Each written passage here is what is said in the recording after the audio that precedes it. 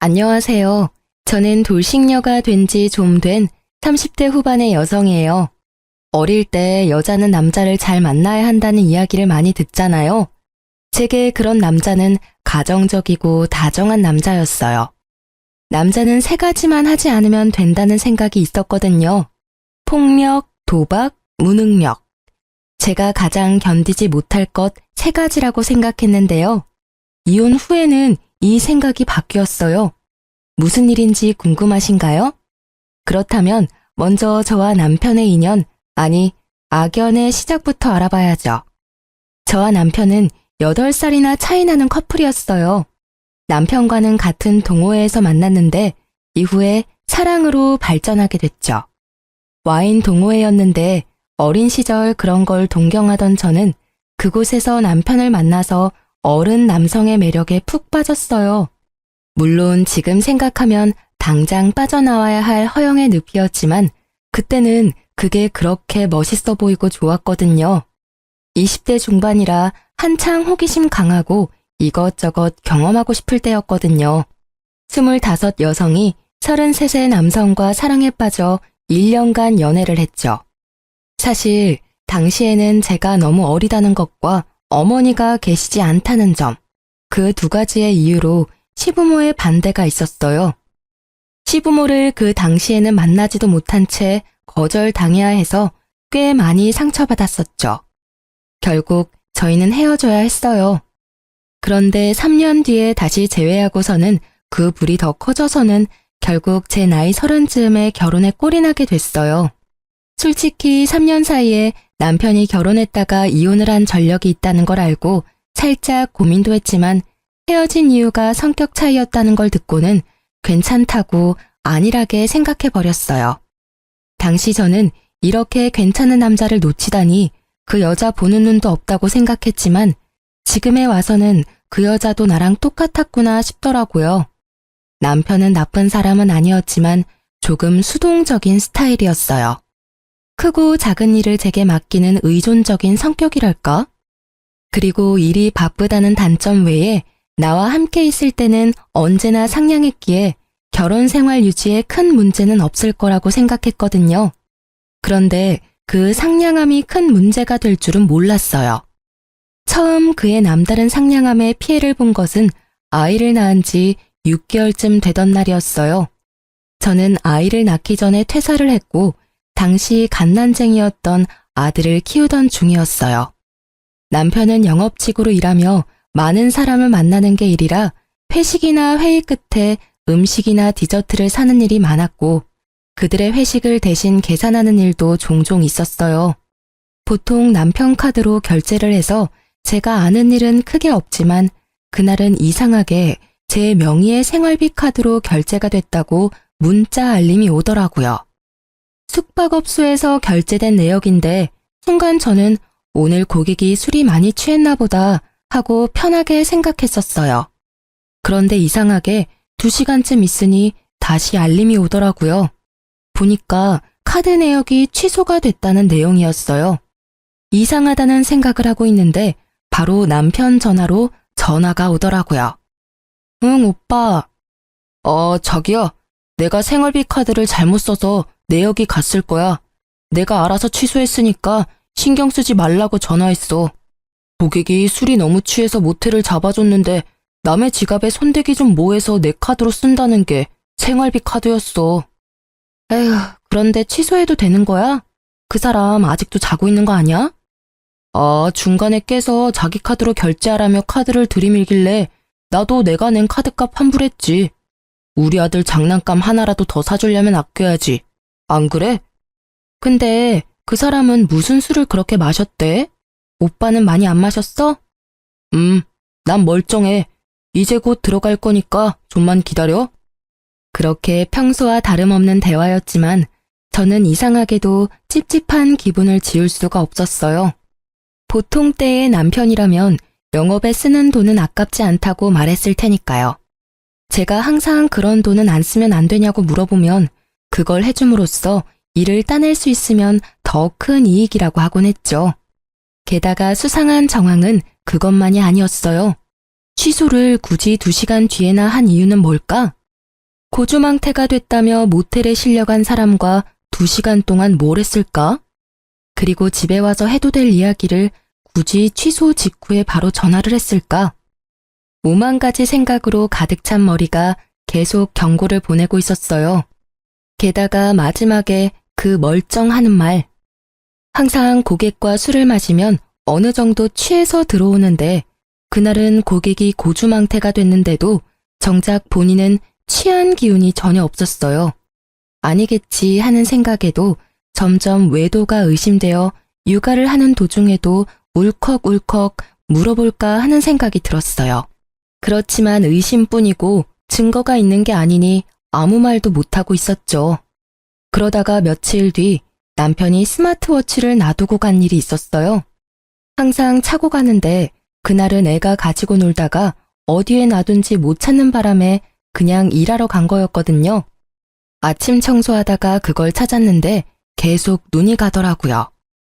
저는 이렇게 남편을 의심하느니 확인하고 마음 편해지자는 생각으로 워치의 통화 내역을 살폈어요. 통화 내역에는 이름을 저장하지 않은 많은 번호가 찍혀 있었어요. 쭉 훑어보는데 이상하게 한 번호만 통화 내역이 잦더라고요.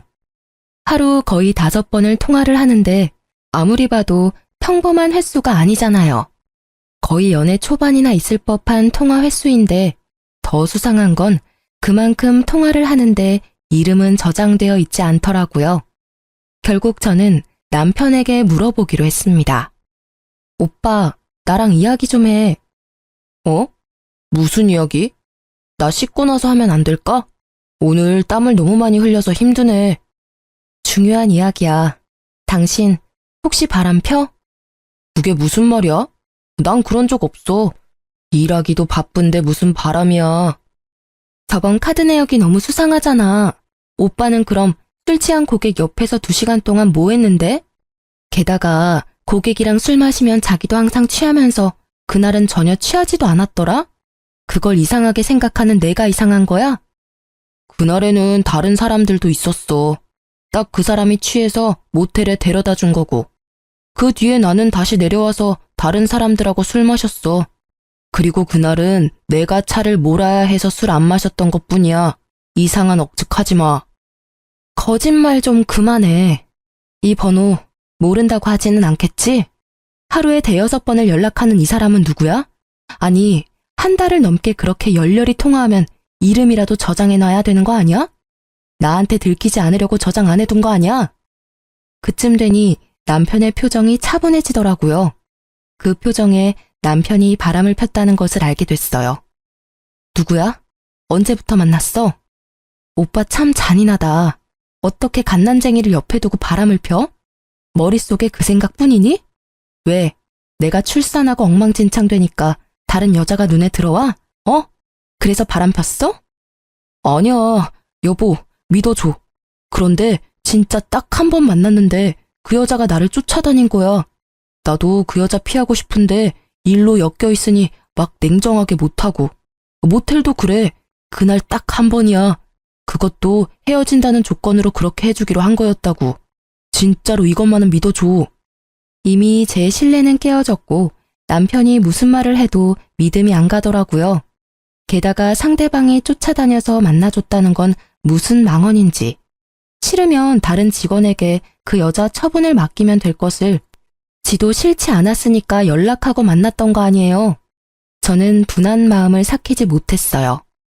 그리고 다음날 예정되어 있던 시댁과의 식사 자리에 참석을 해서는 시부모에게 남편의 바람 사실을 알렸어요. 물론 곧 후회했지만요. 왜인지 잘 아시죠?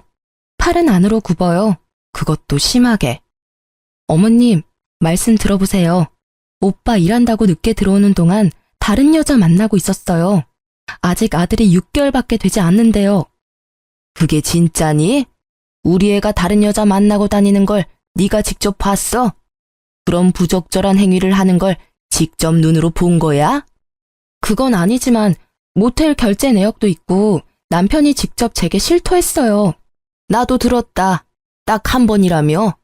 그것도 앞으로 그러지 않는다는 조건으로 한 번이라는데 넌 그것도 이해를 못 해주니? 지금 뭐가 문제야? 애가 네 옆으로 돌아왔으면 다 되는 일 아니니? 그럼 너는 얘가 바람펴서 이혼이라도 하겠다는 거니? 내가 보기에 너 약간 의부증 있는 것 같아. 무슨 망상으로 내 자식 망치려는 거야? 이 좁은 동네에서 소문이라도 나면 네가 책임질 거야? 의부증이라뇨. 이미 오빠가 다 이야기했다고요. 바람을 핀 건 오빠인데 지금 왜 제가 여기서 혼나고 있는 거죠? 아무리 팔이 안으로 굽는데도 이건 아니죠. 잘못한 일은 잘못했다고 해야 일이 바로 잡히는 게 기본 상식이잖아요. 그러면서 저한테 엄마 없이 자랐다고 무시하셨던 거예요? 어머님 아들을 좀 보세요. 얼마나 곱게 자랐으면 이렇게 작은 아들을 두고 다른 여자랑 바람을 펴요. 시모와 저의 언쟁이 커지자 결국 남편과 시부가 저희를 뜯어 말렸어요. 그러면서 집으로 돌아가는 차 안에서 남편이 제게 말하더라고요. 정말 미안해. 내가 어떻게 하면 당신이 나를 용서해 줄까? 내가 할 수 있는 건 뭐든지 할게. 응? 남편은 용서를 구하고 있었고 저는 이 당시만 해도 이혼을 생각할 만큼 경제적으로 좋은 상황은 아니었어요. 그래서 결국 조건을 걸고 용서를 하기로 했어요. 오빠가 내 요구에 응하면 우리 아들을 봐서라도 한 번은 용서해 줄게. 그래, 그게 뭔데? 내가 다 할게. 일단 그 여자 먼저 정리하고 당분간 폰에 위치 추적 앱 깔아놔. 내가 언제 어디든 오빠 어디서 뭐 하는지 확인할 수 있게. 그리고 앞으로 뭘 하든 평소 루틴과 다르면 실시간으로 연락하고 전화할 때는 영상통화로 해. 알았어. 그렇게 할게. 걱정하지 마. 나 진짜로 이번 한 번뿐이었어. 그러니까 앞으로 그런 실수는 안 할 거야. 언제든 자기 원하면 영상통화해. 영업 중이라도 달려가서 받을 테니까. 너무도 흔쾌히 받아들이는 남편의 모습이 영 찝찝했지만 그 뒤로 제가 한 말을 철저히 지키는 남편을 보며 정말로 그것뿐이었나 하는 생각이 들었어요. 물론 그건 저의 착각이었지만요.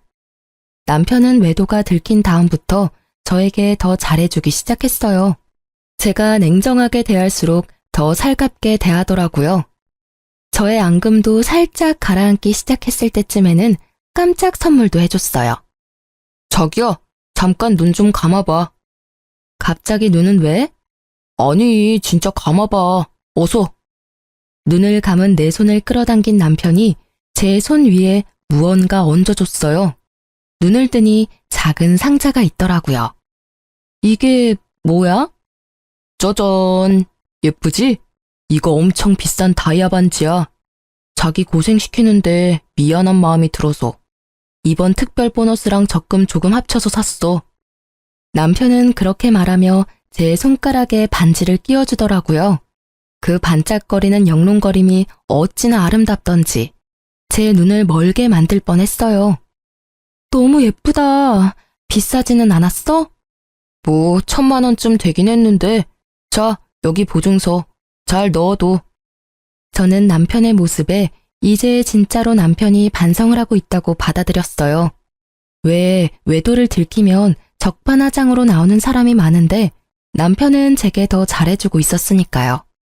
그래서 마음의 경계를 살짝 허물었어요. 그런데 그런 저의 레이더에 걸리는 게 하나 생겼어요. 다이아 반지 선물을 해주고 난 뒤 남편은 유독 폰 게임을 많이 했어요. 처음에는 조금씩 하는 듯 하더니 어느 날은 보니 하루 종일 그걸 켜놓고 하고 있더라고요. 업무 스트레스가 심해서 게임을 하는 건가 하고 생각하고 있었는데 이상하게 어딜 가든 그 게임 앱을 틀어놓고 점점 저와의 대화도 무성의하게 답변하더라고요. 그게 눈에 보이기 시작하니까 저도 이상한 생각이 들었어요. 그치만 이상한 게 왜 이상한지도 모르겠고 그냥 살짝 기분만 상해 있었죠. 그렇게 눈치만 보던 중 남편이 잠깐 쓰레기를 버리러 나갔는데 그날따라 양이 너무 많아서 폰을 놔두고 갔거든요. 수상한 행동이 게임이랑 관련이 있을 것 같아서 게임을 켰는데 그냥 폰게임이더라고요. 그런데 왼쪽 채팅이라고 적힌 창에 빨간 점이 떠 있더라고요. 이상해서 터치했더니 귓속말이라는 항목이 있었어요. 그리고 그 안에 들어갔더니 세상에 누군가와 대화한 내용이 빼곡히 들어가 있는데 그 내용이 충격적이었죠. 지금도 잊지 못할 내용들이에요. 머릿속에서 지우고 싶은데도 계속 생각나는 그 문장들. 자기야, 보고 싶어. 나도 만나고 싶어. 오늘도 정말 좋았어. 그래? 그럼 내일 또 볼까? 항상 보던 거기 어때? 응. 근데 옆에 남편이랑 애 자는데 자기 생각이 계속 나. 나 자기한테 푹 빠진 것 같아. 오늘 선물도 너무 고마웠고 사랑해. 나는 언제나 자기뿐이야. 등등등 기도 안 차더라고요. 상간녀도 남편과 애가 있는 유부녀더군요. 이러니 아무리 폰을 확인해도 알 수 없었고, 이러니 폰을 놔두고 살 수 없었던 거죠. 열받은 저는 그 채팅 내역을 모두 사진으로 찍어놓고 아무 일 없다는 듯 남편을 맞이했어요. 속으로는 외도의 증거를 무조건 모아야 나와 내 아이가 편해진다는 생각뿐이었으니까요. 지금 당장 더러운 기분이라도 내 미래를 생각하면 지금보다 좀 더 좋은 타이밍이 있을 거라고 생각했거든요. 그렇지만 그럴수록 제 속만 골마가더라고요. 결국 갈 곳을 잃은 제 분노는 집안일을 하면서 쿵쾅거리며 신경질적인 몸짓으로 나타났죠. 그러다가 반지를 낀 손이 문 모서리에 부딪혀서 다이아 반지의 링과 다이아를 연결하는 받침 부분이 깨졌더라고요. 남편이 미워도 1,000만 원짜리 다이아 반지는 미울 수 없죠. 선물 받을 때 같이 받았던 보증서를 들고 주얼리 샵을 찾아갔어요.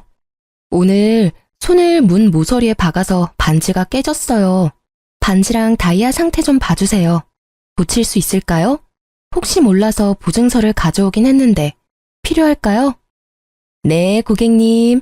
제가 확인 먼저 해보겠습니다. 그런데 그걸 확인하는 직원 표정이 이상하더라고요.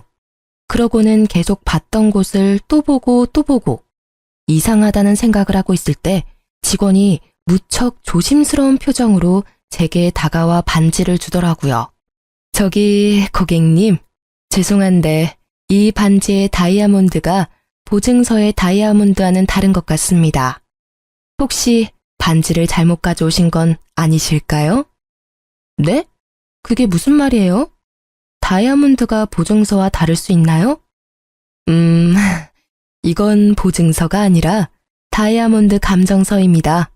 제가 말씀드리기가 조금 조심스러운데 이 반지는 엄밀히 말하면 다이아몬드가 아니에요. 감정서를 보면 거의 1,000만 원대의 다이아몬드인데 지금 이 반지의 보석은 다이아몬드가 아니에요. 시그니티 스톤이라고 지르코니아, 큐빅인 것 같아요. 순간 제 머리는 텅 비었어요. 1,000만 원짜리 반지가 몇십만 원도 안 되는 가짜로 변하는 걸 눈앞에서 목격했더니 정말 놀랍더라고요. 혹시 이 보증서, 아니, 감정서는 진짜일까요? 감정서는 제가 보기에는 진품 같습니다. 그렇지만 이 감정서와 이 반지의 가치는 같지 않아요.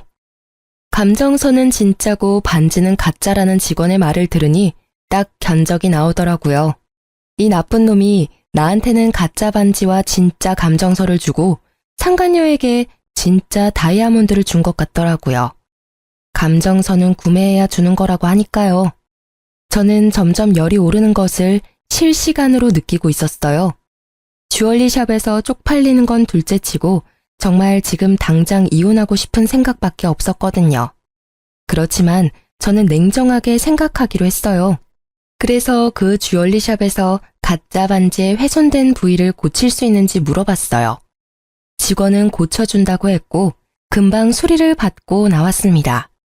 그리고 저는 그 길로 남동생에게 전화를 했어요. 남동생은 늦둥이인데 당시 대학생으로 곧 취업을 앞둔 예비 직장인이었어요. 그래서 생각보다 시간이 많이 있었기에 저 좀 도와달라고 했죠. 매형이 외도를 하는 것 같다는 말을 했더니 남동생이 기꺼이 제 손과 발이 되어주겠다고 하더군요. 그렇게 저는 동생에게 남편의 미행을 하게 했어요. 남편이 여자를 만나면 여자를 따라가서 어디서 일하는지, 어디에 사는지, 어떤 사람을 만나는지 알려달라고 했어요. 이후 동생이 보내온 문자에는 여자의 직장과 집 주소와 둘을 미행하며 찍은 사진이 다 찍혀 있더라고요. 게다가 동생 말에 따르면 두 사람은 불륜을 저지르기 위해 차를 이용하지 않고 대중교통을 사용하며 어떤 곳이든 현금을 이용했다고 하더라고요. 이렇게 치밀하게 외도를 하다니 그 이야기를 남동생의 입으로 듣는 저는 자괴감과 분노로 불타올랐습니다. 어떻게든 이 두 연놈에게 복수를 해야겠다고 생각했어요. 그리고 며칠 뒤 친정아버지가 연락이 오셨더라고요. 예, 차가 너무 오래돼서 이제는 못 쓰겠구나. 차를 사야 하는데 지금 당장 쓸 수 있는 현금이 얼마 없는데 네가 좀 빌려주련? 아빠 적금 끝나면 이자 쳐서 돌려줄게. 아버지가 제게 도움을 청하시더라고요. 저는 아버지의 전화에 아주 좋은 생각이 떠올랐어요.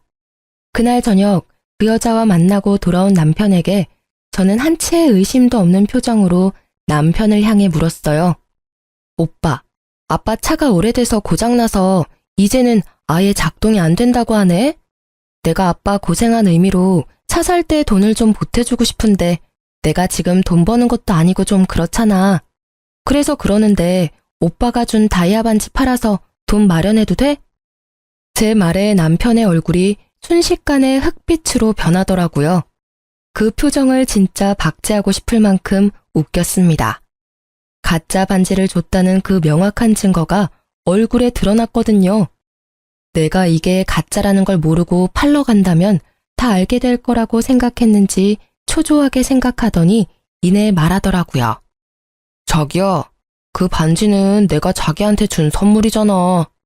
쉽게 팔려고 하지 말고 잠깐 있어봐. 어차피 장인어른 차도 바꿨어야 했고 나도 사위된 입장에 도움을 드리는 게 맞는 것 같으니까 내가 돈 마련해서 줄게. 그럴래? 그럼 좋지. 그렇잖아도 내일 주얼리 샵이나 갈까 했거든. 그동안 정이 많이 들었는데 그래도 돈 없을 때는 폐물을 파는 게 돈이 되니까. 모르는 소리야. 금은 돈이 좀 되는데 다이아몬드는 살 때보다 팔 때 가치가 많이 떨어지거든. 그러니까 팔 생각하지 말고 잘 가지고 있어. 내 사랑과 신뢰의 증거니까. 그렇게 말하는 그놈의 입을 확 꼬매고 싶을 만큼 충동적인 분노가 올라왔지만 꾹 참았어요. 이 가짜 반지로 1,000만 원을 벌었으니까요. 저는 남편에게 싱긋 웃어주고 그 다음날 남편이 보내온 1,000만 원을 아버지 통장으로 냉큼 보내버렸어요.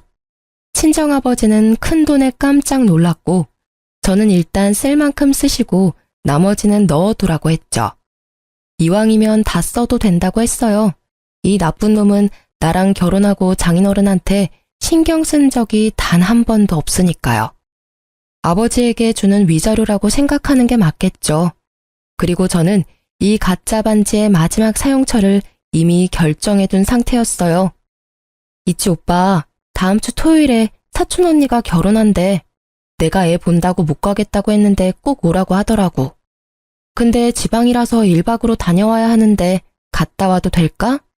오빠는 힘들 테니까 집에서 쉬고 나도 오랜만에 친정 식구들하고 여행 가는 기분으로 다녀오게. 애기랑 같이 가서 애기 자랑도 하고 이왕 간 김에 오빠가 준 다이아 반지도 자랑하고 오게. 물론 사촌 언니의 결혼은 거짓말이었어요. 그렇지만 남편은 보기 좋게 걸려들더라고요. 그래, 갔다 와. 당신도 바람 좀 쐬야지. 아들은 나랑 있으면 더 올 것 같고 아직은 엄마 품이 더 좋은 것 같으니까 같이 갔다 와. 대신 그 다음 날에는 내가 육아 전담할 테니까. 그럼 괜찮겠지? 그놈은 웃으며 제게 그렇게 말했습니다. 그 시커먼 속을 제가 모를 줄 알았나 봐요. 눈에 띄게 즐거워하는 눈빛을 보니 이번에도 제가 없는 틈에 상간녀와 만날 것 같더라고요. 그 모습을 보며 저는 속으로 비웃었지만 겉으로는 환하게 웃으며 말했어요. 응, 고마워. 사실 그날 오는 사촌 언니가 주얼리 디자인을 하는 언니거든. 그 언니한테 이렇게 예쁜 다이아 보기만 했지 선물 받은 적은 없지? 하고 자랑할 거야. 언니가 완전 부러워하겠지? 일부러 그렇게 말했어요. 이거 가짜라는 거 이제 곧 밝혀진다는 걸 알려줬죠. 남편의 얼굴이 다시 똥 마려운 개처럼 초조해 보이더라고요. 제 알 바 아니지만 이쯤 되면 이 똥 마려운 개가 뭔가 조치를 취하려고 할 거라 예상했어요. 자기야, 근데 가만히 생각해보니까 당신 몸도 아직 힘들고 이번 결혼식은 가지 않는 게 좋을 것 같아. 그냥 집에서 쉬지 않을래, 같이? 안 돼, 이번에는 꼭 가야 해. 그 언니는 나랑 자매처럼 컸어. 게다가 엄마랑도 오랜 시간을 같이 보내서 나한테는 각별한 사람이라고. 이번에는 무슨 일이 있어도 갈 거야. 강경한 제 태도에 남편은 알겠다고 말은 했지만 그날부터 생각이 많아진 것 같았어요. 그리고 이틀 뒤 갑자기 저한테 반지 링 부분에 흠집이 생겼다며 자기가 깨끗하게 수리해서 오겠다고 하며 가지고 가더라고요. 가져갔다는 건 다시 돌려준다는 이야기고 다시 돌려줄 때는 가짜가 아닌 진짜가 되어 있겠죠. 전문가가 보면 대번에 알아챌 테니까요. 제가 다이아를 감정받을까봐 상간녀에게 준 진품과 제 가짜 반지를 바꿔치기 하려는 것 같더라고요. 제가 생각한 그대로 행동하는 남편을 보며 저는 오매불망 기다렸어요. 진짜 다이아몬드 반지를 말이죠. 그리고 가짜가 아닌 진짜를 가져온 날. 저는 그날부터 손에서 빼놓지 않고 매일 끼고 있었어요. 그리고 사촌 언니의 가짜 결혼식 날이 가까워졌어요. 저는 남편을 시댁에 보내놓고 몰래 상간녀의 직장을 찾아갔어요. 그리고 점심 먹으러 나오는 상간녀에게 다가가 말을 걸었죠. 안녕하세요. 누구세요? 저 당신이 바람피는 남자 와이프예요. 잠시 카페에서 얘기 좀 하실래요? 직장 앞에서 시끄러워져도 좋다면 전 여기도 상관없어요. 상간녀의 표정이 살짝 당황하는 듯 하더니 이내 당당해지더라고요.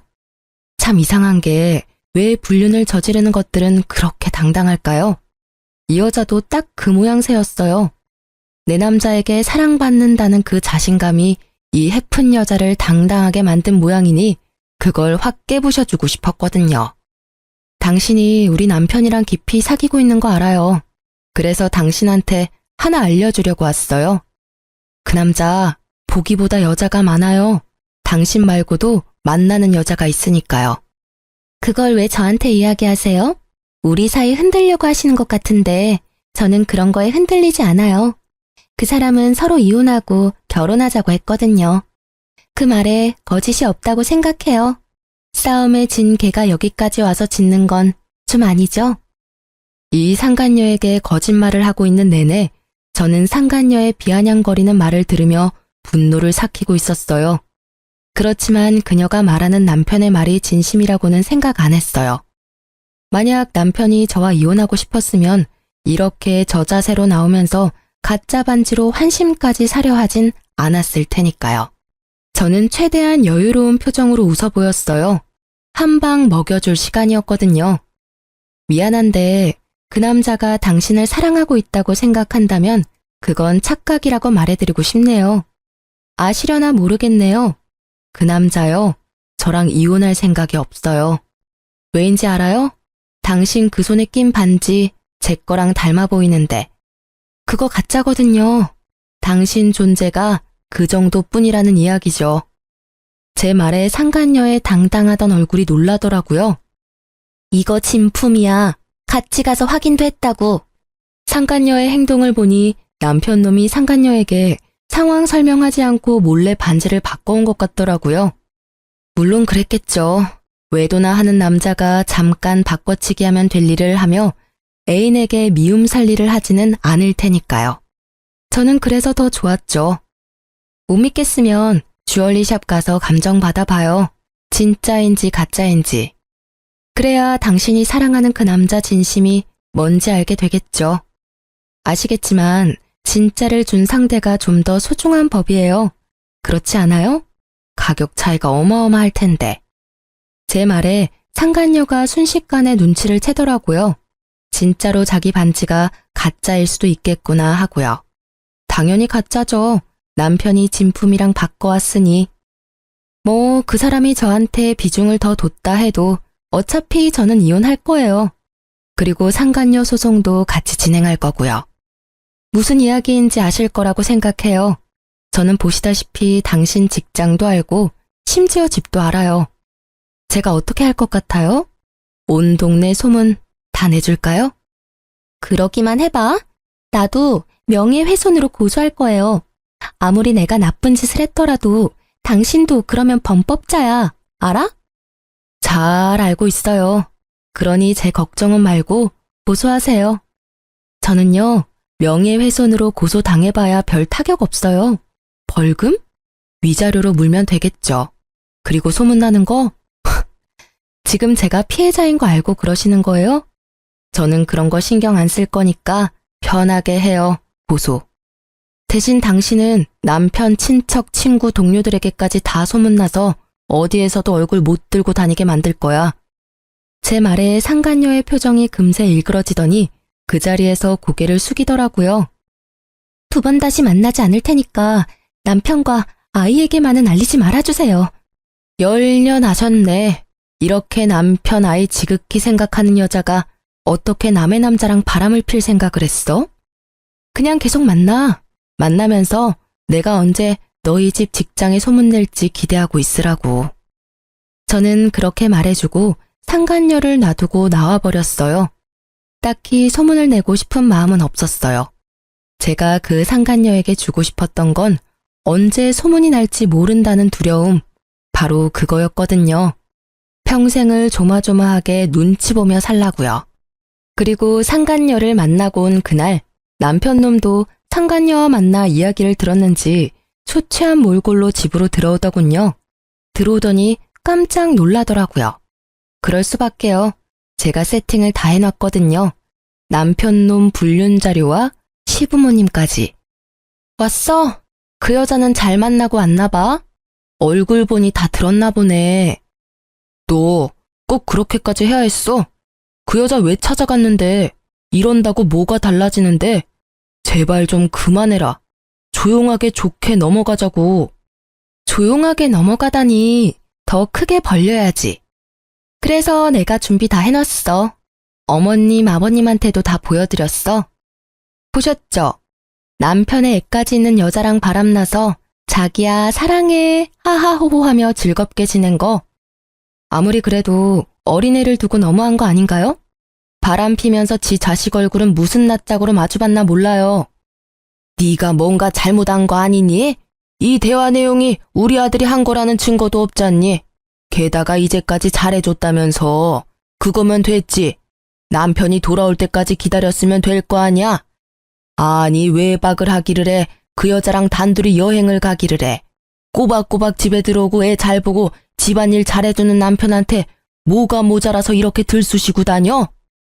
어머니, 잘해주고 잘못을 저지르면 다 용서해야 하나요? 세상에 그런 게 어딨어요. 외박하고 단둘이 여행을 꼭 가야 외도인가요? 두 사람 대화 내역과 모텔 간 횟수를 보세요. 제가 꼭 이렇게 노골적으로 이야기를 해야겠어요? 아, 혹시 첫 번째 부인도 이렇게 이혼했나 보죠? 제 버릇 남 못 준다고 그때도 똑같이 그랬나 봐요. 그래, 그때는 내가 상간녀가 될 뻔했지. 어디서 아무것도 모르는 게 여기 와서 난리야? 너 그 당시에 유부남이랑 사귀었다고. 너도 그 상간녀랑 다른 게 뭐야? 어? 어디서 이게 잘난 척 어른들한테 따지고 들어? 시모의 폭탄 발언에 저도 순간 말문이 막혔어요. 분명히 제게 이혼했다고 이야기했었는데 그게 아니었더라고요.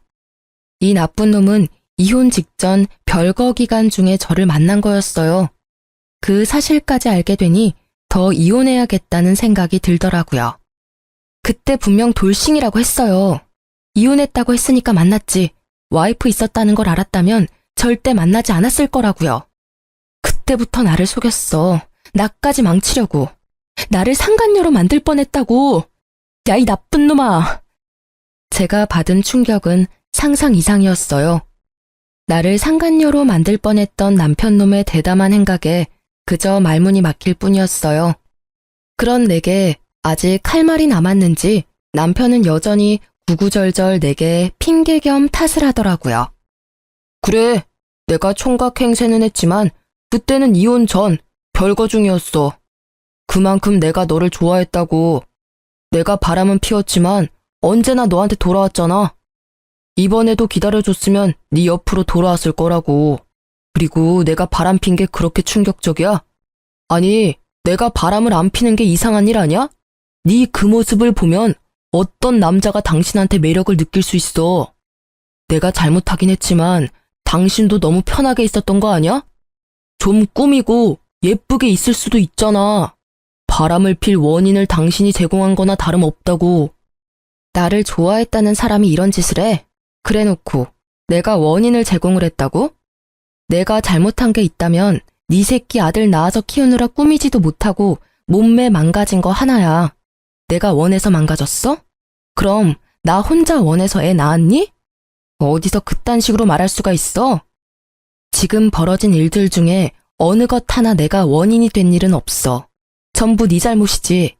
의지박약에 여자라면 환장을 하는 나쁜 놈. 그래, 결혼하고 애 낳고도 예쁘게 차려입고 몸매 관리하는 여자가 그렇게 좋았어? 그럼 뭐해? 그 여자도 불륜이나 저지르는 상간녀인데. 물론 네가 원한 건 하나도 없겠지. 그렇지만 매일 그 얼굴 보고 살아야 하는 내 생각도 좀 해줘야지. 게다가 내가 이만큼 숙여줬으면 너도 좀 양보해줘야 하는 거 아니야? 뭘 모르고 있나 본데 어찌됐건 나는 피해자고 그쪽은 가해자야. 유책 배우자. 그 말 뜻이 뭔지는 알지? 바람은 빼박이라고. 자, 결정해. 합의 이혼할 건지 소송으로 갈 건지. 합의하면 5천만 원에 반지, 아기 친권, 양육권 내가 가져갈 거야. 근데 소송으로 간다고 하면 나는 절대 이길 자신 있어. 그리고 이야기하는데 그 여자한테 상간녀 소송도 할 거야. 네가 뭔데 다 가져가. 소송해. 난 한 푼도 못 줘. 분명히 이야기했다. 이 이혼에는 네가 더 큰 잘못이 있어. 혼인 생활을 유지하지 못할 결정적인 사유. 나는 바람은 피웠어도 너랑 집에 최선을 다했다고. 남편 놈의 논리는 하나부터 열까지 기발한 것뿐이었어요. 어떤 환경에서 자라면 저런 논리적인 또라이가 될 수 있는 걸까요? 저는 코웃음을 치며 남편의 말에 맞받아치려 입을 열었어요. 그런데 그때 시부가 먼저 호통을 버럭 치시더라고요. 둘 다 그만해라. 내가 너한테 그 돈 줄 테니까 둘이서 그만 싸우고 깔끔하게 헤어져. 여기저기 남들 입방아에 오르내리면 그것만큼 보기 흉한 것도 없어. 아버지, 제가 불쌍하지도 않으세요? 돈도 위자료로 다 뜯기고 애도 뺏기게 생겼다고요. 왜 제가 다 잃어야 하는데요? 불쌍하기는. 좋아서 바람 펴놓고 이제 와서 피해자인 척이야? 왜? 이번에도 변명해봐. 그 여자가 당신 쫓아다녀서 딱 한 번 자줬다고. 내가 첫 번째 외도 때 그냥 인연 끊었어야 하는데 이제껏 끌고 온 것 자체가 문제였어. 아니, 그게 첫 번째가 맞긴 했어? 내가 모르는 다른 여자가 여기저기 있을지도 모르지. 진짜 징그럽다. 사람들은 알아? 이런 식으로 겉과 속이 다르게 사는 거. 나한테 잘해주면서 그딴 식으로 생각했다는 것 자체가 충격이야. 그만하라는데도. 너 앞으로 결혼해 결자도 꺼내지 마라. 여자 만나고 싶으면 결혼하지 말고 미혼 상태로 만나. 괜히 결혼해가지고 이런 분란을 2번이나 만들고. 내가 네 첫 이혼 때도 얼마나 창피했는지 알고나 있어? 네가 나한테 아들 노릇하고 싶다면 적어도 그 정도 책임은 져라. 앞으로 또 이런 구설수 생기면 상속은커녕 내 재산 전부 사회에 기부해버리고 갈 거니까. 시부는 동네에서 작은 음식점을 하시는데 아무래도 동네 사람들 상대로 하시는 장사다 보니 이런 안 좋은 일에 민감하셨거든요. 제가 보니 첫 번째 결혼 때도 이래저래 이야기가 많아서 장사에 악영향이 있었던 것 같더라고요. 그러니 이번에 아들이 2번째 이혼을 했다고 소문이 나면 이래저래 저번보다 더 타격이 클 것 같았는지 돈으로 조용히 무마하고 싶어하는 눈치였어요. 저야 그 편이 훨씬 좋았지만요. 사실 이 시댁에 좋은 기억이라고는 하나도 없잖아요.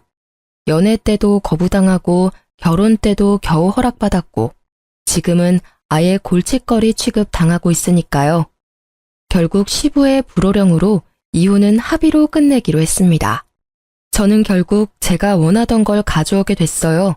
위자료에 친권, 양육권, 그 와중에 진짜 다이아몬드 반지와 아버지 차 살 때 준 돈까지 찰뜰하게 다 챙겼어요. 애 아빠니까 양육비는 꼬박꼬박 보내. 보내지 않으면 오빠 회사에 찾아가서 모두 밝혀버릴 테니까. 영업하니까 평판이 얼마나 중요한지는 잘 알겠지? 나도 한다면 하는 여자인 거 오늘 봐서 알 거 아냐. 그 말을 꺼내는데도 그놈은 아무 대꾸도 없더라고요.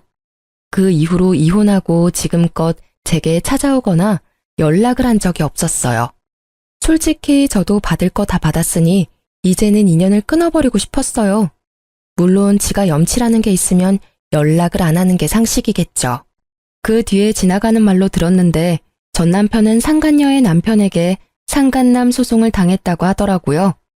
제가 보낸 상간녀 소송에 관한 걸 상간녀의 남편이 알게 돼서 전 남편에게 소송을 걸었던 모양이에요. 그리고 상간녀는 그 때문인지 전 남편과 헤어졌더라고요. 아무래도 가짜 다이아 반지와 제가 퍼뜨리겠다고 한 소문이 상간녀의 정신을 번쩍 들게 만든 듯 했어요. 전 남편은 저와 헤어지고 그 상간녀와 새살림을 차릴 생각이었던 것 같은데 결국 계획은 모두 무산됐다고 하고요. 소문으로는 그 상간녀에게 버려졌다고 하더라고요. 얼마나 고소한 소식이었는지 몰라요. 들으면서도 엄청 비웃어줬어요. 고작 이 정도에 깨질 사이면서 모든 걸 걸고 불륜을 저지르다니. 게다가 시부모 또한 아들 자식 바람나서 처자식 버렸다는 소문이 온 동네를 휩쓸어버리는 바람에 동네 장사 접고 다른 곳으로 이사를 갔다고 하더라고요. 그리고 전 남편은 상간녀와 헤어지고 난 뒤에야 직장에 소문이 나는 바람에 회사를 옮겼다고 하더라고요. 나중에 한 사실인데 전 남편이 저와 헤어지지 않으려고 저한테 잘해주려고 했던 이유가 따로 있더라고요. 이미 첫 번째 이혼에서 여자를 너무 좋아해서 바람 때문에 이혼했다는 소문이 직장에 쫙 퍼졌다고 하더라고요. 그런 와중에 두 번째 이혼만은 절대 사수하려고 한 모양이었어요. 어떻게든 정상적인 사람으로 보이고 싶었나 봐요. 결혼을 2번을 했는데 2번 다 외도로 이혼했다고 하면 분명히 그런 사람으로 찍힐 거라고 생각한 것 같더라고요. 그런 소문이 무서우면 그런 행동을 하지 않으면 될 일을. 결국 습관처럼 다른 여자하고 붙어먹다가 이 난리를 만들게 됐으니 자업자득이죠. 어쨌든 그 퇴사 소식에 이제 절대 저와 만날 일 없을 거라는 생각에 속이 후련해졌어요. 저는 친정아버지와 함께 아이 키우며 잘 지내고 있어요. 애가 어느 정도 커서 일에 다시 복귀했죠. 이제는 몸매 관리도 좀 하고 예쁘게 꾸미기도 해요. 아줌마지만 꾸미기 시작하니 점차 자존감이 올라오더라고요. 최근에는 좋은 감정으로 만나는 사람도 있는데 아이의 앞날을 먼저 생각해서 어떻게 할지 결정하려고요. 사랑도 중요하지만 제게는 아이가 더 중요하다는 생각이 요즘에는 특히 더 강해졌어요. 사랑에 함정이 많다는 걸 알게 돼서 그런 것 같아요. 힘들 때 이런 사연 보며 정신적으로 도움을 많이 얻었는데 제가 이렇게 쓰게 되니 어색하지만 후련하기도 하네요. 사연을 쓰면서 다시 깨달은 거지만 바람 피는 건 용서를 하는 게 아니에요. 그냥 바로 거르는 게 정답이죠. 모두들 이건 잊지 마세요. 긴 글 끝까지 읽어주셔서 너무 감사하고 모두들 행복한 하루 보내세요.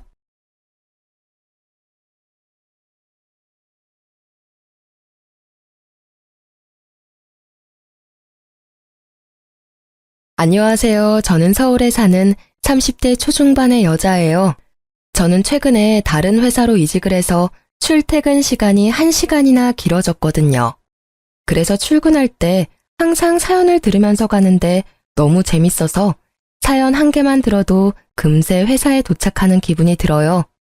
얼마 전에 저도 힘든 일을 겪어서 그런지 사연 하나하나 남의 일 같지가 않더라고요. 그래서 저도 다른 분들께 제 이야기를 함께 나누고 힘도 드리고 싶어서 이렇게 사연을 보내게 되었답니다. 저의 이야기가 재밌을지는 모르겠지만 한번 들어주시겠어요? 저는 딱 30에 소개팅을 엄청나게 많이 했어요. 일찍 결혼해서 좋은 남편과 알콩달콩 가정을 이루고 싶었거든요. 그래서 주위 사람들이 소개시켜주는 대로 가리지 않고 했던 것 같아요. 그러다가 남편을 만나게 되었어요. 서로 회사 위치가 가까워서 자주 만나 데이트하기도 좋았고 사람 자체가 온순하고 제 말도 잘 들어줘서 호감이 가더라고요. 저는 수진 씨의 활달한 성격이 정말 좋아요. 제가 좀 조용해서 그런지 재밌는 여자가 끌리더라고요. 우리 한번 사귀어 볼래요? 제가 수다쟁이라고 밀어내던 남자도 있었는데 이제야 내 짝을 만났나 봐요. 보다시피 제가 더 활달해서 데이트며 결혼 준비까지 제가 좀 밀어붙였어요. 그땐 남편이 말도 안 하고 조용한 모습이 진중하다고 착각을 했거든요. 너무 결혼이 하고 싶어서 너무 성급했던 것도 인정해요. 지금의 제 자신이 그때 저를 봤다면 진짜 등짝을 때리면서 정신 차리라고 했을 것 같아요. 저는 어릴 때부터 서울에 살았고 부모님도 저에게 꽤 넉넉한 환경을 만들어 주셨어요. 그래서 구김살 없는 학창 시절을 보낼 수 있었죠.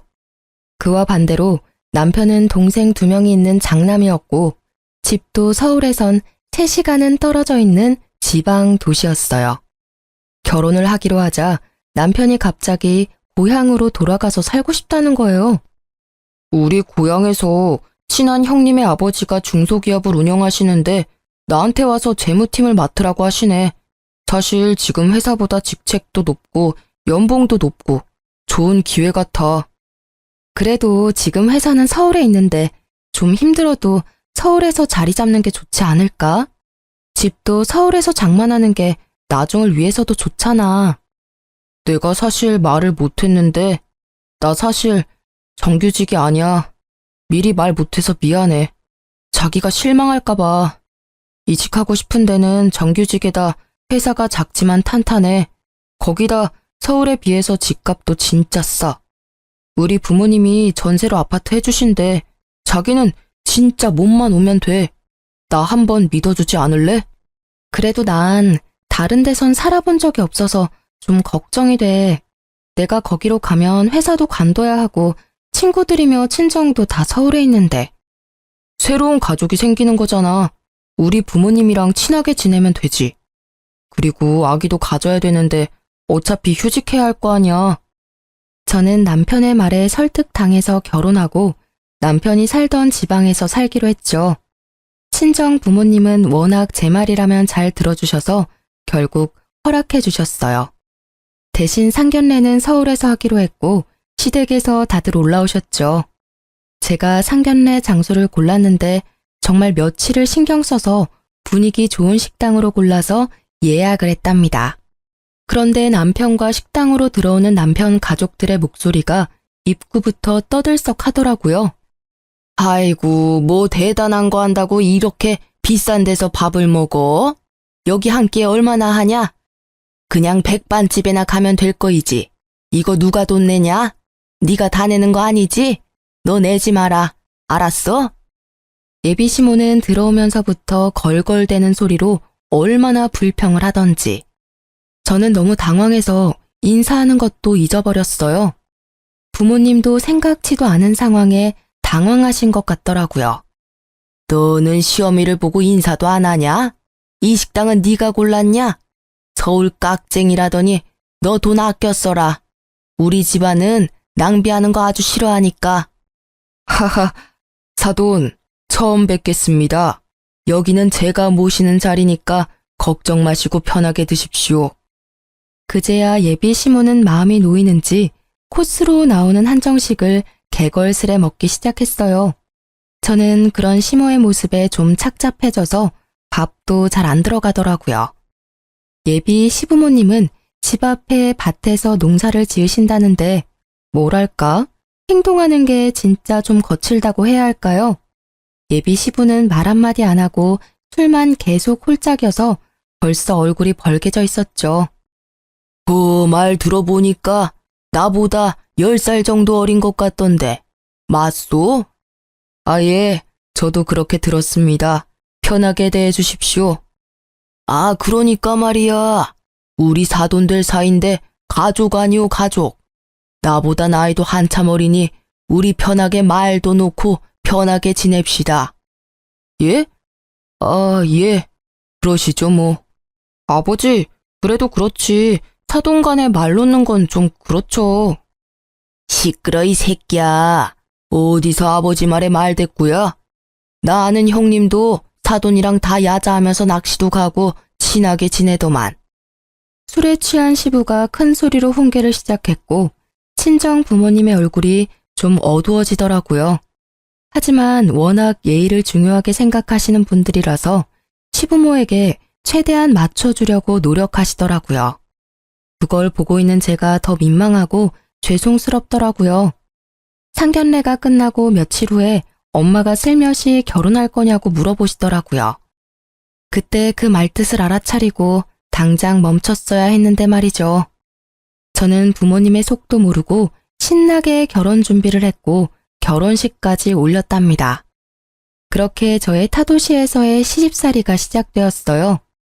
시부모가 전세로 얻으라던 아파트가 진짜 코딱지만하고 오래돼서 친정 부모님이 돈을 많이 보태주셔서 그나마 그 도시에서 가장 괜찮은 아파트에 전세를 얻어서 가게 되었죠. 철없게도 신혼 몇 달은 참 좋았어요. 회사도 관둬서 매일 아침 여유롭게 일어나는 것도 너무 좋고 결혼했다는 안정감도 있고 남편이랑 알콩달콩 신혼을 만끽했죠. 시부모 집에 매주 가야만 했지만 저도 딱히 일을 안 하니까 초반엔 시댁에 가는 것도 재밌었어요. 밭이 쫙 있고 집도 단독주택이라 마치 시골 할머니 집 가는 기분이 들었거든요. 지금 생각하니까 진짜 대책 없었네요. 그게 다 제가 할 일이라는 건 상상도 못하고 뭐 펜션 놀러 가는 것처럼 생각했으니까 말이죠. 저 창고에 가보면 호미하고 갈퀴 있는데 그거 다 갖고 와라. 오늘부터 밭일 좀 가르쳐 줄 테니까 옆에서 따라 해봐. 밭일이요? 저 한 번도 해본 적 없는데. 그리고 어머니, 지금 햇빛이 너무 센데 얼굴에 김이 생기겠어요. 뭐? 김이? 뭔 말도 안 되는 대꾸를 하고 있어? 농사꾼 집안에 시집을 왔으면 배워야지. 다 네가 할 일인데.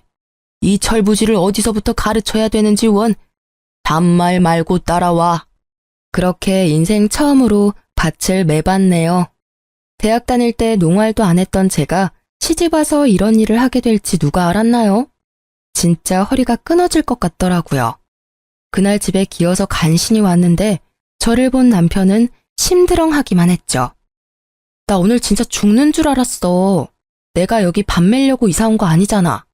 자기가 어머니한테 말 좀 해봐. 너는 진짜 말이 뇌가 아니라 코에서 튀어나와? 참 철없다. 늙으신 부모님 일 좀 도와드리는 게 그렇게 힘든 일이야? 난 서울 살 때도 매주 가서 도와드리려고 노력했어.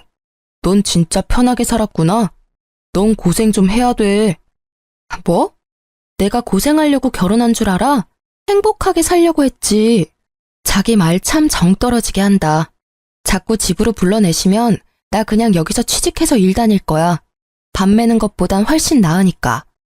그 후로 몇 주간은 시모가 전화와도 서울 간다고 핑계대고 몸이 아프다고 핑계대면서 시댁에 가지 않았어요. 그러다 친정 부모님이 주말에 신혼집으로 내려오시게 되었죠. 여기까지 왔는데 사돈도 뵙고 가야지. 바로 근처에 사시는데. 안 그래도 돼요. 가면 또 술 엄청 마셔야 되고 그냥 다음에 가요. 그래도 그게 도리가 아니다. 전화 드려봐라. 그럼 알겠어요. 어머니, 저희 부모님이 오셔서요. 좀 이따 모시러 갈 테니까 같이 외식하시면 어때요? 외식은 무슨 돈 아깝게 집에 반찬 다 있는데. 부모님 모시고 집으로 와라. 고기나 구워 먹게 고기 좀 사오던가. 아직 결혼한 지 몇 달 되지 않았지만 시댁에 가면 꼭 드럼통에다가 시부가 고기 구워서 소주를 미친 듯이 먹였거든요. 오늘 또 그 꼴을 보게 되는 게 싫어서 일부러 외식하자고 했던 거였는데 말이죠. 어쩔 수 없이 고기 잔뜩 사서 부모님과 시댁으로 찾아갔어요. 시부는 벌써 얼굴이 벌개져서 드럼통에 불 지펴놓고 있더라고요. 아, 이거 수아. 내 집이다 생각하고 오늘 편하게 먹고 마시자고. 시부는 친정아버지를 보자마자 무슨 친한 동생이라도 되는 듯이 어깨를 툭툭 쳐가며 반말을 하더라고요.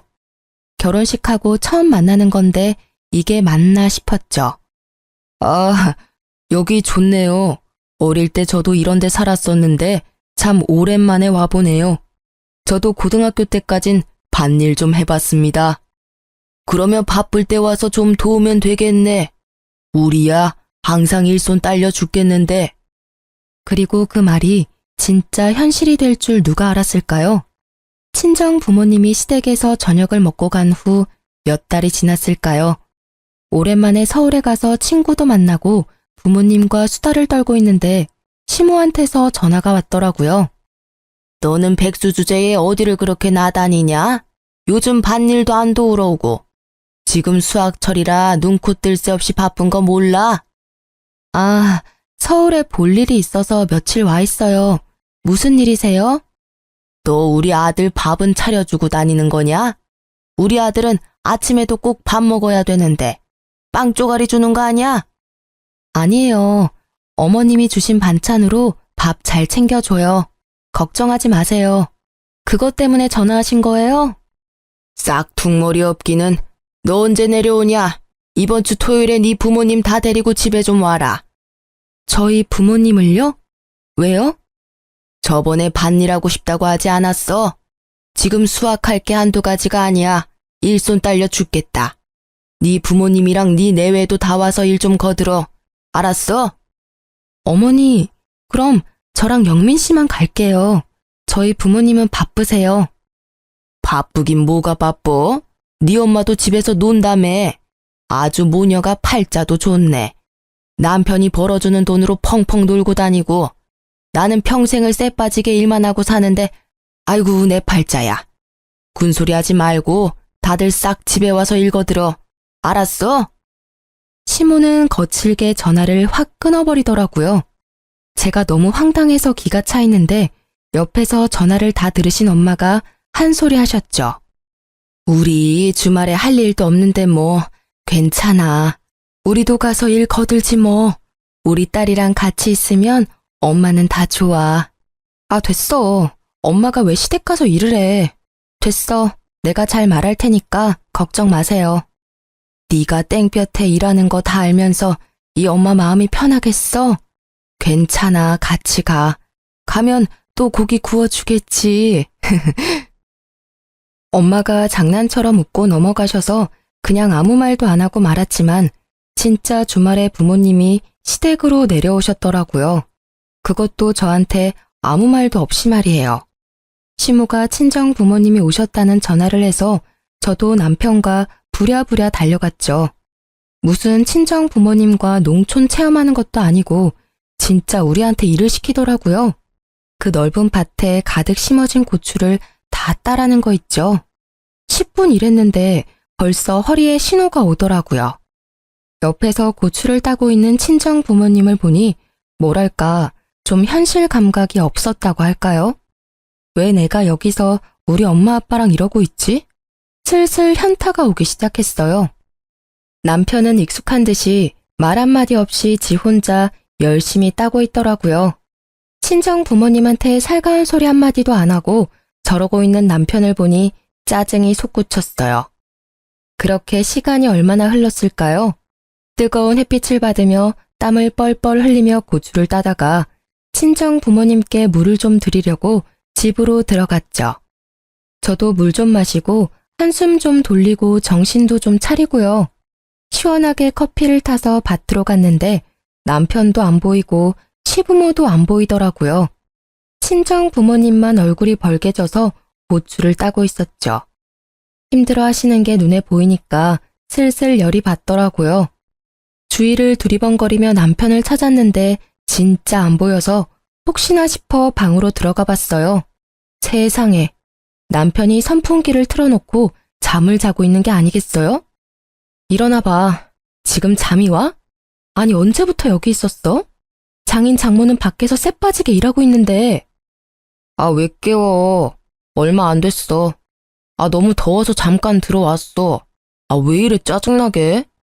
당신 부모님은 어디 갔어? 안 보이시는데? 아, 아까 나가셨어. 뭐? 어디 가셨는데? 어디 갔냐고? 아니, 오늘 마을 사람들 다 같이 야유회 간대. 그래서 아까 가셨지. 뭐라고? 이게 지금 무슨 소리야? 난 지금 전혀 이해가 안 되거든? 한마디로 우리 부모님 일 시켜놓고 지금 놀러 갔다고? 그거 알고 온 거 아니야? 난 다 아는 줄 알았는데. 그럼 자기는 다 알고 있었다고? 참나, 기가 막히네. 이게 지금 사돈한테 할 짓이야? 사람들한테 물어봐. 누가 사돈한테 자기들 할 일을 시키고 내빼는지. 야, 내빼다니. 넌 말을 진짜 생각 없이 하냐? 좀 도울 수도 있는 거지, 가족 사이에.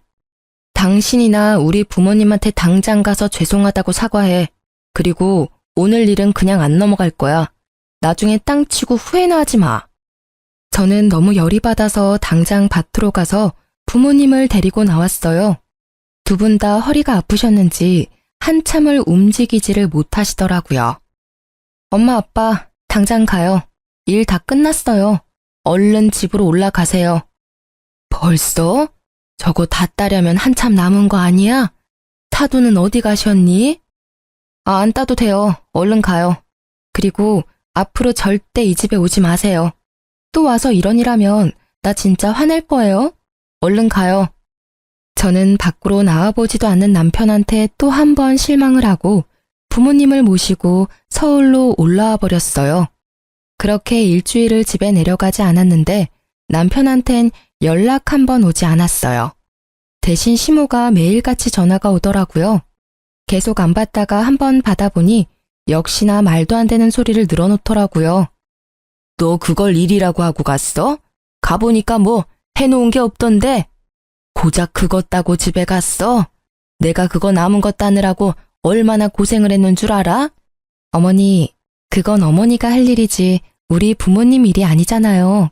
말 그대로 도와주는 거죠.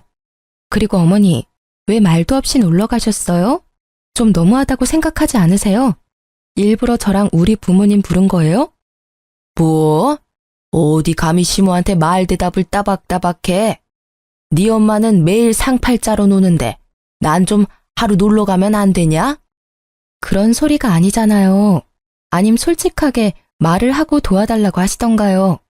아무튼 다시는 우리 부모님한테 집에 오란 소리 마세요. 엄청 바쁘신 분들인데 저 때문에 거기서 그러고 계시는 거 저 진짜 싫어요. 아이고, 그래? 그럼 넌 왜 안 오는데? 넌 우리 집 며느리잖아. 며느리가 일을 도와야지 시어미가 팔 빠지게 일하는 거 뻔히 알면서 찾아오지도 않는 게 며느리냐? 어머니가 자꾸 집에 오라고 해서 저 취직하려고요. 그건 어머니가 하실 일이고요. 하기 싫으시면 하지 마세요. 제가 그 고춧값 드릴 테니까 저한테 그 일 시키지도 마시고요. 이만 끊을게요. 그렇게 전화를 끊고 연락 한 번도 없던 남편도 밤에 전화 와서는 자기 엄마한테 버릇없이 대했다면서 난리를 치더라고요. 남편하고도 대판 싸우고 일주일 더 친정에 있었죠. 친정 부모님이 설득하셔서 결국 집으로 돌아갔고 역시나 말없는 남편은 제가 집에 와도 말 한마디 안 하더라고요. 예전 같았으면 제가 먼저 풀려고 계속 말 시키고 혼자 울고 불고 했겠지만 저도 더 이상 그렇게 하기 싫더라고요. 저 혼자 장구치고 북치고 혼자 화내고 푸는 것도 지쳤고 따뜻하게 위로 한번 안 해주고 넓은 품으로 안아주지도 않는 남편에게도 진절머리가 났어요. 제가 집에 돌아와도 말도 안 거는 남편에게 저도 한마디도 안 했고 그렇게 한 달 넘게 지났답니다. 당신은 어떻게 그렇게 한마디 말이 없어? 서로 대화를 해야 뭐가 풀리던지 말던지 할 거 아니야. 맨날 똑같은 얘기로 싸우기도 지친다. 뭔 말을 해? 할 말도 없는데. 다 귀찮으니까 나한테 말 걸지 마.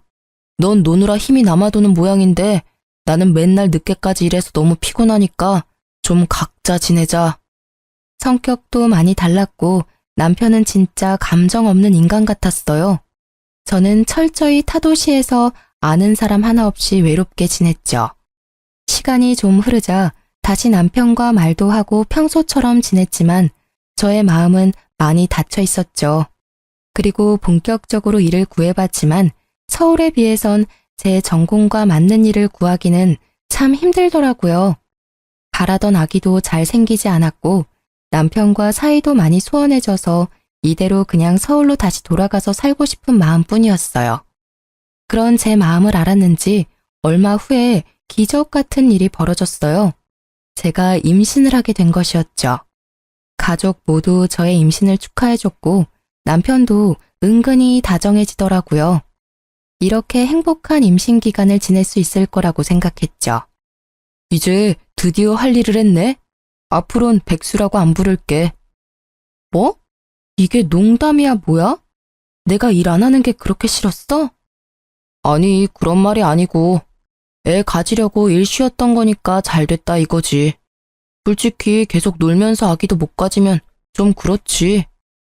이제 아기도 생겼으니까 자기도 말 좀 이쁘게 해줘.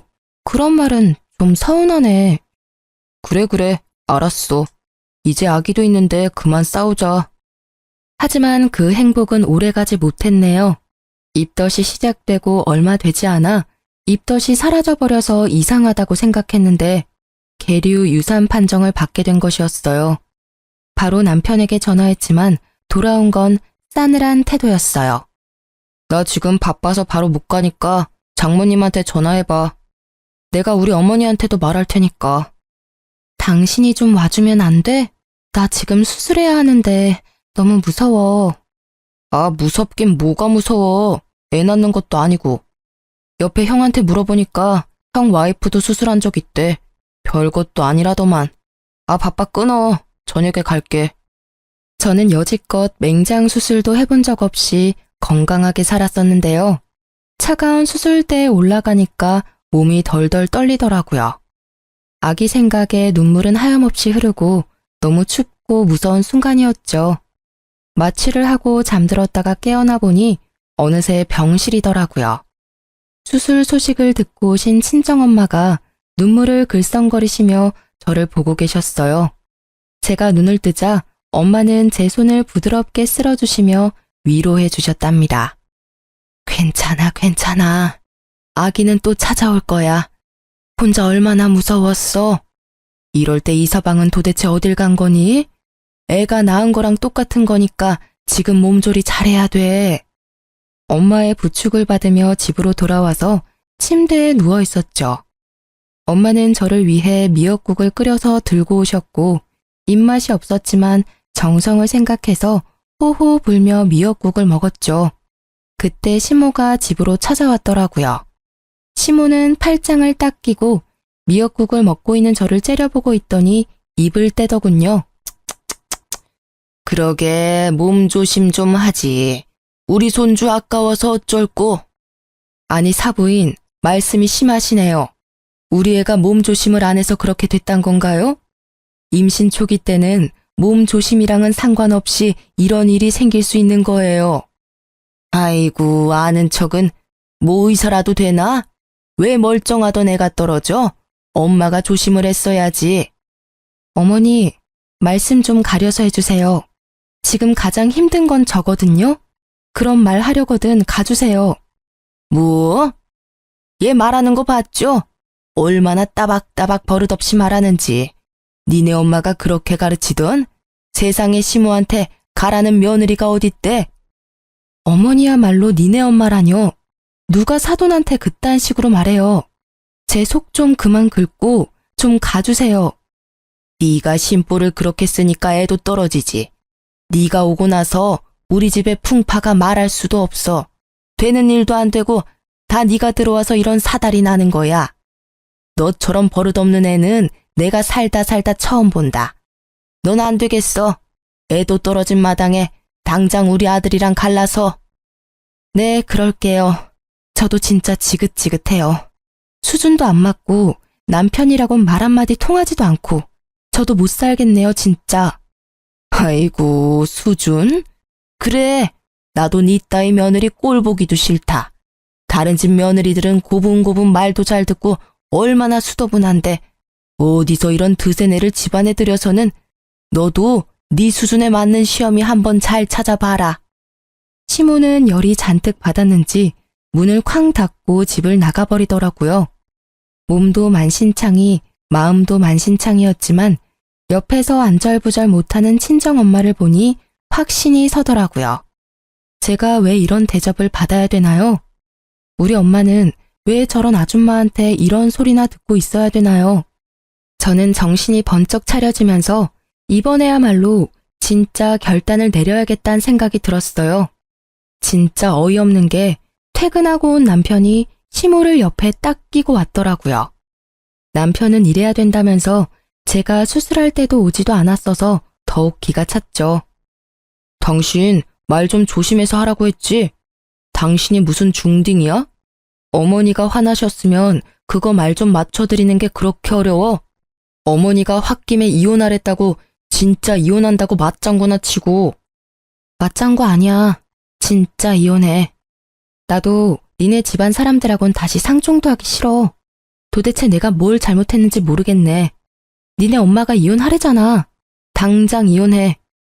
저게 아직도 목에 핏대 세우고 대드는 것 좀 봐. 잘못했다고 싹싹 빌어도 모자랄 판에.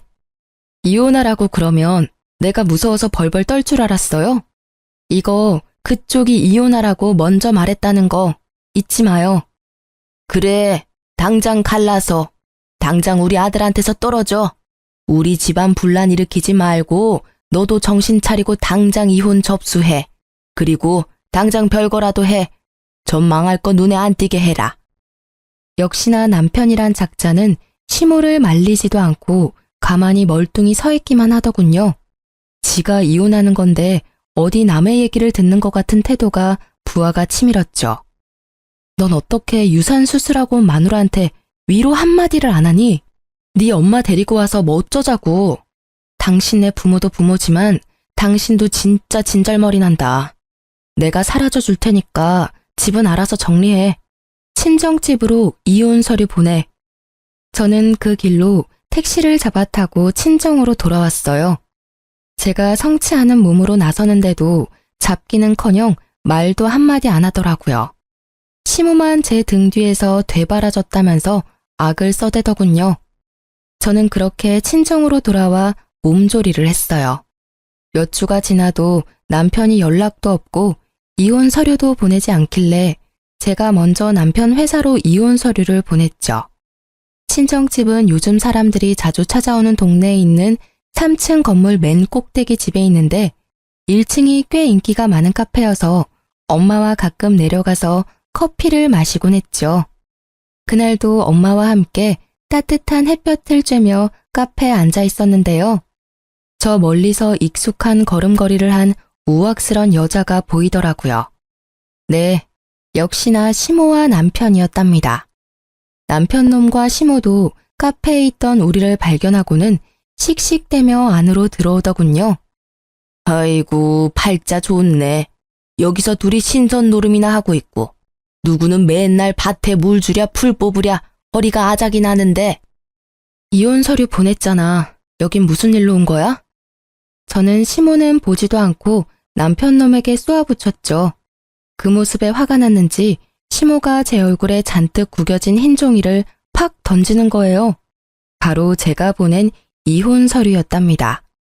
이게 진짜 버릇 좀 고칠랬더니 진짜 이혼 서류를 보내? 내가 이혼시킬 땐 시키더라도 네 버르장머리 좀 고치려고 왔다 이거사.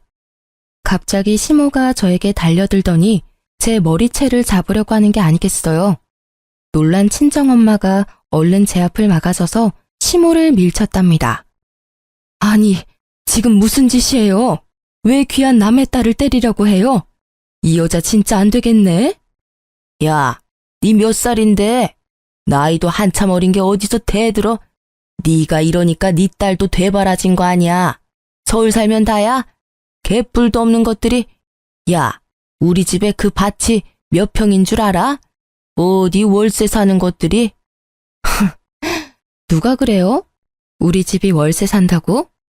아이고, 서울 사람들 다 삐까뻔쩍한 아파트 사는 줄 알았는데 니네 집 꼬라지를 봐라. 이런 상가 건물에서 살고 있는 게 뻔하지. 당장 잘못했다고 말 못해? 당장 집으로 기어들어와서 농사일이나 배워. 백수 주제에 남편 등골이나 빼먹고 살면서 어디 잘났다고? 시모가 또 저에게 달려들려고 하자 화가 폭발한 친정엄마가 시모년의 뺨을 쫙 갈겨버렸답니다. 벙쪄있던 시모의 눈이 휙가닥 돌더니 엄마의 머리채를 잡는 게 아니겠어요. 저는 얼른 시모의 팔을 잡고 뒤로 팍 꺾어버렸답니다. 시모가 악소리를 지르며 나자빠지더라고요. 더 어이가 없는 건 이걸 다 멀뚱히 보고 있는 남편 놈이었죠. 아주 선비 났네요, 선비 났어. 마치 지 일이 아니다는 듯이 멀찍이 떨어져 있는 폼이 진짜 너무 밉더라고요. 너 당장 이혼해. 도대체 골라도 어디서 저런 집구석에 저런 놈을. 합의가 안 되면 소송이라도 해서 당장 이혼하자. 사모님, 괜찮으세요? 신고라도 할까요? 남의 가게에서 정말 미안해요. 내가 어떻게든 이 일은 따로 보상할게요. 아이고, 사모님?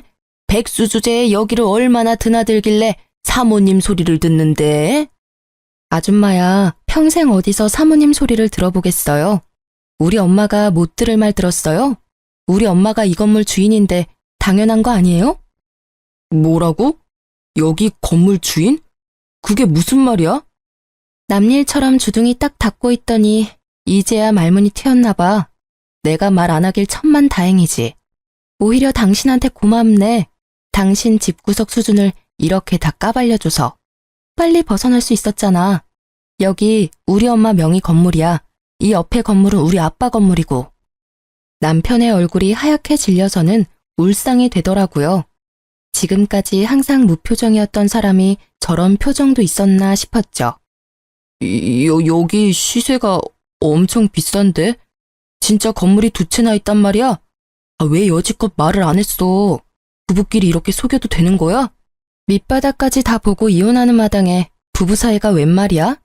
그쪽이랑은 상관없는 거니까 관심 끄시고요. 우리 엄마 말대로 소송을 해서라도 이혼할 거니까 당장 여기서 꺼져. 갑자기 입을 꾹 다물고 있던 시모가 사태 파악이 끝났는지 비굴한 목소리로 싱글 웃기까지 하는 게 아니겠어요. 아유, 얘. 가족끼리 다투고 큰 소리도 좀 날 수도 있는 거지. 내가 막말로 이혼을 원했으면 이렇게 여기까지 너를 데리러 왔겠니? 아니, 근데 여기 건물이 진짜 사부인 거예요? 아유, 진짜 사모님이셨네. 위에 올라가서 구경 좀 해도 돼요? 상견례 때부터 쎄하더라니. 처음부터 아닌 건 아니라고 딱 말을 했어야 되는데.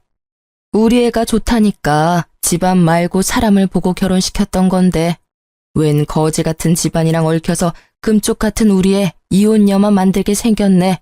아이고 속 터져. 친정엄마는 시모의 손을 뿌리치고 집으로 올라가 버리셨어요. 저도 따라가려고 하자 남편이 제 손을 덥석 잡더라고요. 자기야, 난 절대 이혼 안 한 거야. 아직도 당신을 사랑해. 부부싸움은 칼로 물베기잖아. 얼른 집으로 돌아와. 그리고 내가 아직 말을 못했는데 지금 다니는 회사가 문 닫을지도 모른대. 나도 이참에 서울 쪽으로 새로 알아볼게. 우리 서울로 이사 오자. 난 처가살이 해도 돼. 당신도 부모님이랑 같이 살면 더 좋잖아. 별 말 같지도 않은 소리 하고 있네. 내가 왜 너를 우리 집에 데려다 앉히니? 평소에 좀 그렇게 말 좀 하지. 아주 청산유수네. 난 평생 일 안 해도 여기 건물들 월세 받으면 너보다 잘 먹고 잘 살아. 그니까 나한테서 그만 좀 떨어져 줄래? 이혼 도장 안 찍어서 보내면 바로 소송 들어갈 거니까 그렇게 하라. 저는 계속 저를 잡는 시모한 남편 놈을 가까스로 뿌리치고 카페를 나갈 수 있었어요.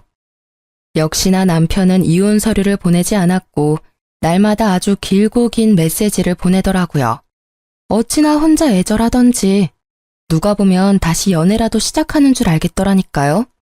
시모도 밤낮으로 전화를 해대길래 너무 짜증나서 번호까지 바꿔버렸답니다. 그리고 아버지가 잘 아시는 변호사 사무실의 도움을 받아서 바로 이혼 소송으로 들어갔죠. 남편은 절대 이혼을 안 하려고 아주 발악을 하더라고요. 이틀이 멀다 하고 친정집에 와서 제가 나올 때까지 기다리기 일쑤였죠. 심지어 시모는 결혼하고 한 번도 챙겨주지 않았던 김치며 참기름 같은 걸 싸와서 친정집 앞에 놓고 가기까지 하더라고요. 엄마와 외출했다가 집에 돌아오는데 또 시모가 앞에서 기다리고 있는 게 아니겠어요?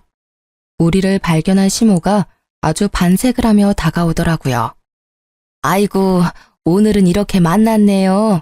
저번에 놓고 간 파김치는 먹어봤니? 네가 예전에 아주 잘 먹던 게 생각나서 내가 넉넉히 만들어다 놨는데. 사부인, 내가 농사 지은 고추로 빻은 고춧가루랑 들기름하고 이거는 순무김치인데 요즘은 이런 거 어디서도 못 구해요. 내가 우리 사부인 드리려고 이렇게 또 챙겨왔어요. 이혼 소송 중인데 왜 자꾸 찾아와요? 이딴 거 갖다 나르면 내가 감사합니다 할 줄 알았어요.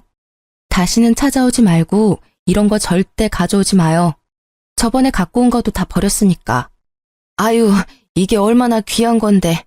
사부인, 자자, 이거 들고 들어가서 잡숴요. 들기름이 아주 찐이라니까. 시모가 억지로 친정엄마 손에 쇼핑백을 쥐어주더라고요. 참다 못한 엄마가 시모 발 앞으로 쇼핑백을 팍 던져버렸어요. 들기름 병이 깨져서 냄새가 훅 끼쳐왔죠. 아니, 우리가 그렇게 우스워?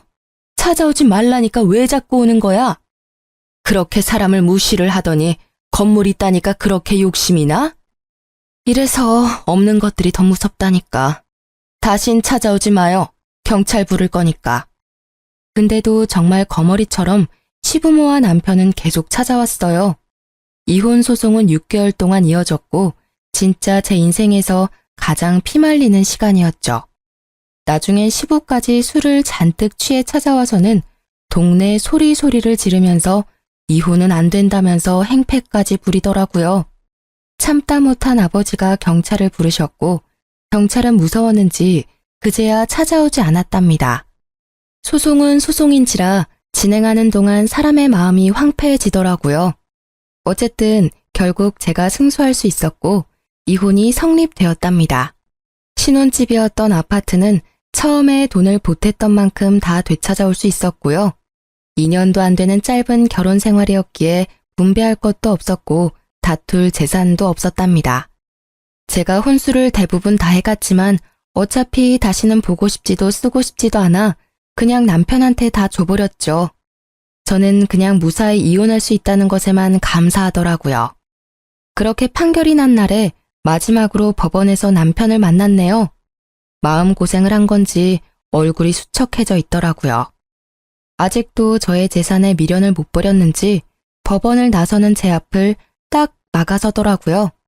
그러더니 제 앞에 무릎을 꿇고 눈물까지 글썽이더군요. 여보, 제발 다시 한 번만 생각해줘. 내가 다 잘못했어. 내가 그동안 매일 당신한테 쓴 글 읽어봤어? 내가 얼마나 반성하고 있는지 아직도 모르겠어? 그러게, 그렇게 편지도 잘 쓰고 말도 잘하면서 왜 같이 사는 동안은 안 했어? 내가 대화 좀 하자고 울면서 매달려도 쳐다보지도 않더니 그때 잘했어야지. 아, 그때 우리 집 건물 있단 얘기를 할 걸 그랬나? 그치? 나 그것 때문에 그러는 거 아니야. 진짜 당신을 사랑해서 놓치고 싶지 않아. 우리 부모님도 많이 반성하셨어. 당신이 우리 부모님 안 본다면 나도 평생 안 볼게. 다니던 회사도 망해서 결국 문 닫았어. 나이가 있어서 그런지 취직도 잘 안 되고 당신만 내 옆에 있어주면 나 다시 일어설 수 있어, 여보. 정신 차리세요. 지금 이혼 판결 나온 마당에 여보는 무슨. 백수된 김에 니네 부모님이랑 고추 농사나 잘해봐. 그렇게 일하는 부모님 안쓰러워했는데 잘 됐네. 야, 네가 그렇게 잘났어? 보자 하니까 너도 어차피 그렇게 좋은 회사 다닌 건 아니잖아. 너도 능력 없잖아. 어쩌다 보니 부모 잘 만나서 물려받은 건물 있다고 이렇게 사람을 무시하고 쓰레기 취급해도 되냐? 네가 뭔데? 역시 그 엄마의 그 아들이네. 어쩜 이렇게 승질내는 것도 똑같아? 미안한데 나 너보다 능력 있거든? 전에 다녔던 회사도 나는 정규직이었고 이번에도 나 더 높은 연봉으로 취직해서 다니고 있는데 그러게 말이다. 여러모로 내가 너보다 훨씬 나은데 왜 나는 너 때문에 그 총구석에 가서 네 눈치나 보고 있었을까? 저는 제 손목을 낚아채려는 남편의 손을 차갑게 뿌리치고 돌아섰어요. 이게 남편을 마지막으로 보는 것이길 진심으로 바라면서 말이죠. 얼굴이 울그락불그락해져서는 파르르 떨고 있는 남편 놈이 저를 아주 뚫어져라 노려보고 있더라고요. 그 후로도 미련을 못 버렸는지 친정집이 있는 상가 근처에서 남편의 모습을 몇 번 발견할 수 있었어요. 노이로제가 걸릴 것 같아서 저는 회사 근처에 오피스텔을 얻어 독립을 했답니다. 그 덕분에 지금까지 전 남편을 마주치진 않았어요. 한 번은 아버지가 서성거리던 남편을 발견해서 아주 혼치금을 내서 쫓아냈다고 해요. 그랬더니 그 후론 진짜 안 오는 모양이더라고요.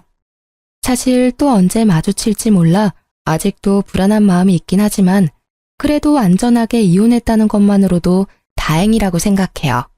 좋았던 결혼 생활은 1년도 채 안 되었던 것 같고 그 후로 너무 오랫동안 소송으로 힘들었기 때문에 결혼은 저에게 너무나 끔찍한 트라우마를 남긴 것 같아요. 우연히 시장에서 시부모와 비슷한 사람만 봐도 흠칫 놀라기까지 한다니까요. 30이면 정말 젊고 예쁜 나이인데 왜 그렇게 결혼 때문에 조급해 했었는지. 그래서 결혼이라는 정말 중요한 선택을 너무나 쉽게 해버린 것 같아요. 결혼이라는 건 인생 전체를 건 도박이라는 말도 있잖아요. 저는 부모님 덕분에 금세 안정적인 삶으로 돌아올 수 있었지만 마음속 깊이 새겨진 이혼의 아픔은 아직 남아있답니다. 아니라는 생각이 들면 빨리 돌아서는 게 현명한 것 같아요. 여러분도 저처럼 큰 실수를 하지 않길 바라는 마음으로 이 사연을 보내봤는데 어떻게 들으셨는지 모르겠네요. 들어주신 분들 모두 행복하시고 건강하시길 바래요.